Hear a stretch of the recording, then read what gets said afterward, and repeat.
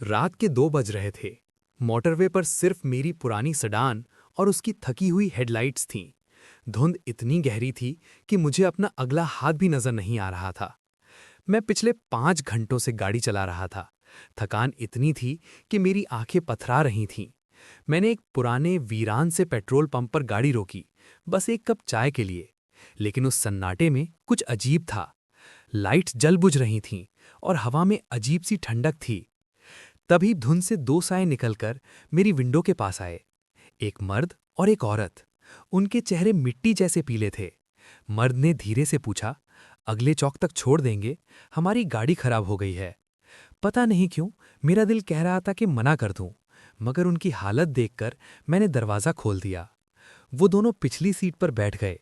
उनकी हरकतें इंसानी नहीं थीं। वो बिल्कुल स्टैचूज की तरह सीधा देख रहे थे। जैसे ही मैंने गाड़ी आगे बढ़ाई, पिछले दरवाजे से एक ऐसी ठंडक अंदर आई जो मेरी हड्डियों तक पहुंच गई। सफर दोबारा शुरू हुआ, मगर अब गाड़ी के अंदर का माहौल बदल चुका था। मैंने रेडियो ऑन करने की कोशिश की, मगर सिर्फ चीखती हुई स्टैटिक और कुछ पुराने रोने की आवाज़ें सुनाई देने लगीं। मैंने मिरर में देखा, फातिमा खामोशी से रो रही थीं, मगर उसकी आंखों से पानी नहीं, मिट्टी निकल रही थी। और फिर मैंने वो देखा जिसने मेरा खून खुश्क कर दिया। उन दोनों के दरमियान एक और साया बन रहा था। एक तीसरा मुसाफिर, जो ना मर्द था ना औरत, बस एक लंबा काला साया जो छत को छू रहा था। मेरी सांस रुक गई। वो तीसरा साया धीरे से मेरी तरफ झुका। उसका एक लंबा हड्डियों वाला हाथ मेरे कंधे के पास आया। उसने मेरे कान में वो बात कही जो मैं कभी नहीं भूल सकता। उसने कहा, हमें वहीं वापस ले चलो जहां से तुमने हमें उठाया है। खबरिस्तान अभी दूर है। गाड़ी की लाइट्स तेजी से फ्लिकर करने लगीं। मेरे हाथ स्टीयरिंग व्हील पर जम गए थे।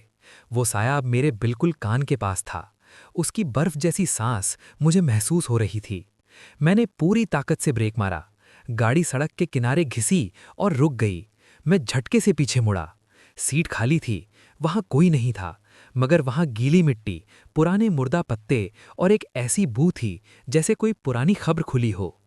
मैंने शीशे पर देखा, अंदर की तरफ से एक हाथ का निशान बना हुआ था। मैं वहां से भागा और कभी पीछे मुड़कर नहीं देखा। मगर आज भी जब मैं रात को गाड़ी निकालता हूं, मुझे मिरर में वो तीसरा मुसाफिर नजर आता है। वो कहीं नहीं गया, वो यहीं है।